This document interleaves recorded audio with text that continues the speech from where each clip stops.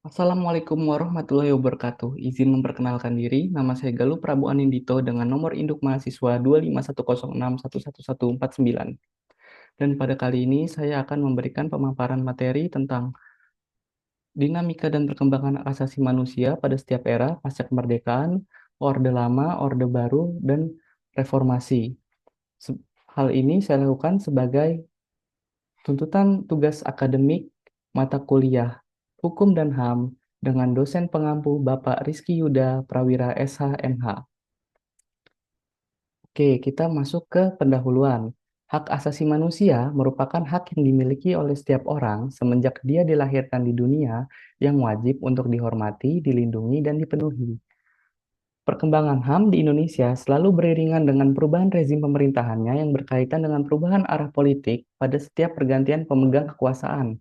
Hal inilah yang membuktikan bahwasannya perkembangan HAM di Indonesia bersifat dinamis, dalam tanda kutip, selalu mengalami perubahan. Nah, di sini ada beberapa prinsip HAM. Yang pertama itu adalah prinsip HAM universal. Maksudnya adalah semua orang itu berhak atas perlindungan atas hak-haknya. Jadi, dimanapun dia tinggal dan dimanapun dia berada, dia wajib haknya itu untuk dilindungi. Dan yang kedua yaitu prinsip saling berkaitan. Jadi maksud prinsip saling berkaitan ini adalah apabila salah satu aspek hak asasi manusia itu tidak terpenuhi, maka hak asasi manusia yang lainnya itu bisa tidak terpenuhi. Contoh, apabila seorang anak itu tidak memiliki hak untuk mendapatkan pendidikan, maka ke depannya dia tidak akan ataupun sulit untuk mendapatkan hak mendapatkan pekerjaan yang layak. Nah, maka dari itu, itulah yang disebut sebagai prinsip HAM yang saling berkaitan. Lalu ada juga prinsip tidak diskriminatif. Yang dimaksud dengan prinsip tidak diskriminatif adalah HAM itu tidak boleh membeda-bedakan antara orang yang satu dengan orang lainnya, dan tidak boleh juga ada suatu perlakuan khusus ataupun hak seseorang itu dilebihkan. Nah, itu tidak boleh karena akan terjadi ketidakadilan di mata HAM. Nah, ini adalah timeline atau perkembangan HAM di Indonesia, mulai dari pasca kemerdekaan Indonesia, lalu berlanjut ke HAM era Orde Lama, lalu berlanjut ke HAM era Orde Baru, lalu berlanjut yang ke sekarang ini pada masa ini, yaitu HAM era Reformasi. Nah, HAM pasca kemerdekaan. Pada masa pasca kemerdekaan, Indonesia pada tahun 17 Agustus 1945, HAM lebih berfokus kepada hak-hak untuk mempertahankan kedaulatan negara Indonesia, seperti hak kebebasan berekspresi, hak berserikat, dan hak-hak lainnya yang berkaitan dengan HAM sosial dan politik. Hal ini diakibatkan karena hak-hak ini sangat krusial bagi suatu negara yang baru lahir. Dengan adanya hak-hak sosial dan politik inilah, sebuah negara dapat menjalankan kedaulatan negaranya secara sistematis. Nah, konteksnya, kenapa ini sangat digaungkan pada awal masa pasca kemerdekaan? Karena seperti yang kita ketahui, konteksnya pada sebelum pasca kemerdekaan itu terjadi banyaknya penyimpangan hak-hak asasi manusia bagi warga pribumi Indonesia.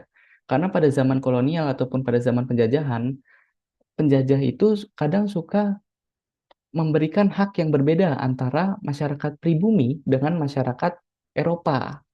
Maka dari itu pada konteks HAM pasca kemerdekaan, hak-hak ini seperti hak kebebasan berekspresi, hak berserikat, dan hak-hak yang berkaitan dengan sosial politik lainnya itu sangat digaungkan. Karena sebagai dasar utama negara ataupun tongkat HAM pertama.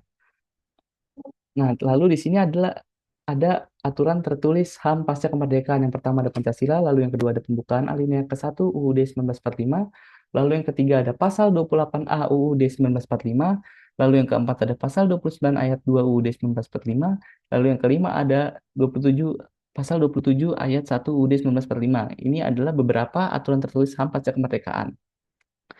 Alasan saya memberikan Pancasila itu di nomor satu karena Pancasila itu pernah Pancasila itu di dalamnya itu disebutkan bahwasannya di sila kelima itu adalah keadilan sosial bagi seluruh rakyat Indonesia.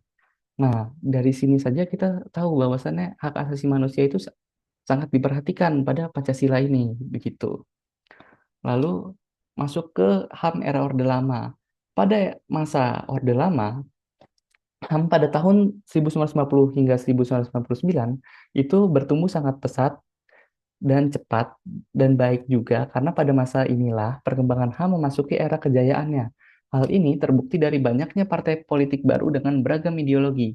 Terdapat kebebasan pers, terlaksanakannya pemilu yang bebas, aman, dan demokratis, dan juga kontrol parlementer atas bidang eksekutif. Pada masa ini, sistem pemerintahan Indonesia menggunakan sistem pemerintahan parlementer. Nah, lalu kita berlanjut ke UUDS 1950. Jadi ketika UUDS 1950 itu berhenti digunakan, itu ditandai dengan dikeluarkannya Dekret Presiden 5 Juli 1959. Nah, Indonesia itu berubah sistem pemerintahannya menjadi sistem demokrasi terpimpin. Perkembangan HAM di masa ini mengalami kemunduran karena kepemimpinan hanya berpusat kepada satu orang, yaitu Presiden Soekarno yang dinobatkan sebagai presiden seumur hidup. Pada masa ini, terdapat pembubaran beberapa partai politik yang dianggap tidak sejalan dengan pemerintahan pada saat itu, dan hal inilah yang memberi bukti bahwasannya terdapat pembatasan hak asasi manusia. Seperti yang kita ketahui bahwasannya dalam konteks dalam konteks era Orde Lama pada awalnya itu yang dari sistem parlementer itu lumayan bebas dan hak asasi manusia itu sangat diperhatikan, seperti kebebasan berekspresi dan lain-lainnya, itu mulai lama-kelamaan ketika presiden itu mengeluarkan Dekret Presiden 5 Juli 1959, sistem pemerintahan itu berubah yang darinya sistem parlementer menjadi sistem demokrasi terpimpin. Dan hal ini yang menyebabkan HAM itu menjadi terbatas hak asasi manusia. Nah, lalu kita masuk ke HAM era Orde Baru. Pada masa Orde Baru, perkembangan HAM di Indonesia tidak mengalami perkembangan dari masa sebelumnya dan cenderung semakin memburuk karena pada masa ini HAM tidak terlalu diperhatikan dan lebih memfokuskan kepada stabilitas politik, keamanan nasional, dan pembangunan ekonomi. Pada saat itu terdapat segelintir golongan yang menganggap kebebasan berekspresi dapat mengganggu keamanan nasional. Dari anggapan inilah yang menjadi awal mula beragam pelanggaran HAM terjadi selama era Orde Baru. Nah, jadi dalam konteks HAM era Orde Baru ini, apabila orang terlalu banyak mengutarakan pendapatnya, ditakutkan itu orang-orang segelintir orang itu ditakutkan opini orang-orang ini itu dapat membahayakan stabilitas politik Indonesia seperti yang terjadi di era Orde Lama gitu. Makanya dari itu HAM itu dibatasi agar terciptanya sebuah stabilitas politik, keamanan nasional dan pembangunan ekonomi. Nah, berikut adalah beberapa pelanggaran HAM era Orde Baru. Yang pertama itu adalah Tanjung Priok 1984, lalu ada tragedi Semanggi 1998, lalu ada tragedi Trisakti 1998, lalu ada tragedi penculikan aktivis 1997 hingga 1998. Nah, masuk pada era reformasi. HAM era reformasi. Era reformasi ditandai dengan mundurnya Presiden Soeharto sebagai kepala pemerintahan pada tanggal 21 Mei 1998. Pada era reformasi inilah HAM memulih dan berkembang jauh lebih baik daripada era sebelumnya.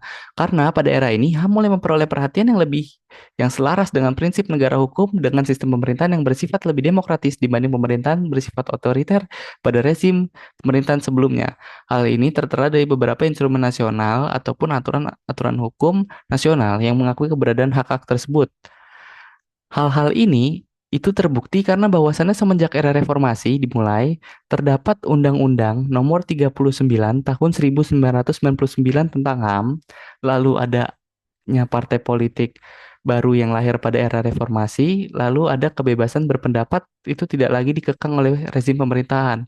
Karena seperti yang kita ketahui bahwasannya pada konteks era Orde Baru, eh, kebebasan berpendapat itu sangat dilarang dan bahkan ada sebuah lembaga khusus pemerintahan yang mengontrol media pada era Orde Baru tersebut. Nah, lalu juga adanya amandemen UUD 1945 kedua yang mulai berfokus dalam menjaga hak-hak asasi manusia. Meskipun begitu, hak asasi manusia di Indonesia masih memiliki beberapa tantangan yang harus dihadapi.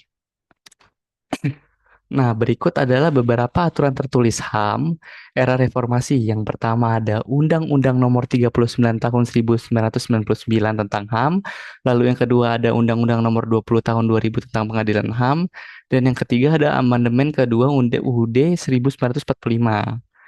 Nah, berikut adalah beberapa perubahan yang berdampak di era reformasi ini. Yang pertama itu mulai lahirnya partai politik baru. Yang kedua, kebebasan berekspresi tidak lagi dikekang. Dan yang ketiga, pemisahan tupoksi yang jelas antara TNI dan Polri. Dan yang keempat adalah lahirnya MK. Nah, mulai lahirnya partai politik baru ini sangat berperan penting karena pada konteks era Orde Baru, partai politik itu sangat terbatas jumlahnya. Ada Golkar, P3, dan PDI. Dan lalu kebebasan berekspresi tidak lagi dikekang pada poin kedua ini karena seperti yang saya bilang pada sebelumnya, bahwasannya pada era Orde Baru itu terdapat sebuah lembaga khusus pemerintahan yang mengontrol media. Dan yang ketiga ada pemisahan tupoksi jelas antara TNI dan Polri. Nah, ini maksudnya karena pada konteks era Orde Baru, TNI dan Polri itu disatukan menjadi ABRI. Dan sebenarnya tupoksi antara pertahanan dan keamanan negara itu berbeda. Tapi pada era Orde Baru itu disatukan. Makanya ketika era reformasi itu dipisahkan agar lebih sesuai dengan tupoksinya masing-masing. Nah, lalu yang keempat adalah lahirnya MK. Nah, dengan lahirnya MK ini akan adanya judicial review untuk menguji keabsahan suatu undang-undang baru. Nah, nanti undang-undang ini akan dilihat, diuji di MK. Apakah undang-undang ini menyalahi ataupun tidak sesuai dengan UUD 1945 atau tidak. Nah, lalu di sini ada kesimpulan. Perubahan manuver politik di Indonesia sangat berkaitan erat dengan perubahan dinamika HAM di Indonesia dan era reformasi merupakan era pemulihan HAM yang sangat berdampak bagi kehidupan kita di masa kita hidup sekarang. Maka dari itu, HAM tetap harus diperjuangkan di rezim-rezim pemerintahan era reformasi. Nah, saran. Lalu kita masuk ke saran. Penegakan HAM di Indonesia perlu dipastikan agar tetap pada jalurnya. Hal ini dilakukan agar HAM tidak mengalami sebuah kemunduran ke era-era sebelum reformasi. Oleh karena itu, peran masyarakat dengan peningkatan kesadaran tentang HAM sangat diperlukan dan pemerintah diperlukan dalam menjaga penegakan HAM yang sedang berkembang pesat pada saat ini di Indonesia. Nah, lalu saya sekarang akan memberikan sebuah pendapat pribadi ataupun opini pribadi tentang materi yang setelah saya sampaikan. Nah, menurut opini pribadi saya, HAM itu tuh sangat berpengaruh dengan rezim pemerintahannya. Maka dari itu, rezim pemerintahannya ini harus kita pastikan agar tetap memegang teguh hak-hak asasi manusia dan juga tetap memegang teguh sifat yang demokratis. Karena dengan ada sifat demokratis ini, hak-hak asasi manusia itu diperhatikan dan juga tidak lagi pemerintahan itu sewenang-wenang seperti era Orde Lama dan juga era Orde Baru yang lebih mementingkan stabilitas negara, perkembangan atau pertumbuhan ekonomi, dan juga keamanan nasional. Oleh karena itu, hak asasi manusia itu berkembang naik turun sesuai dengan rezim pemerintahannya. Apabila dia otoriter, maka hak asasi manusia itu akan terbatas, dan apabila demokrasi atau demokratis, hak asasi manusia itu akan lebih diperjuangkan ataupun ditegakkan.